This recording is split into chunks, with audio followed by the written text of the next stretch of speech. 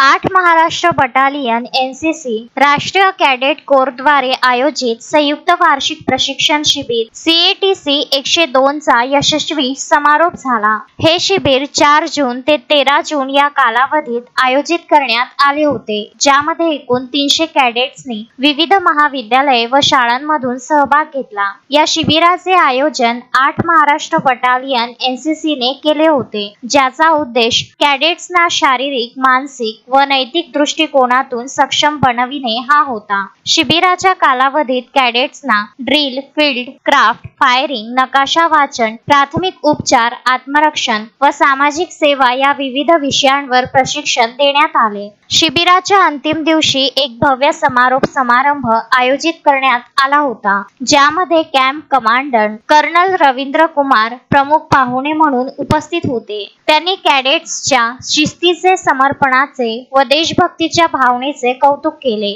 तसेच उत्कृष्ट कामगिरी करणाऱ्या कॅडेट्सना पारितोषिके व प्रमाणपत्राचे वितरणही केले। Vidarbha news bureau, Amravati.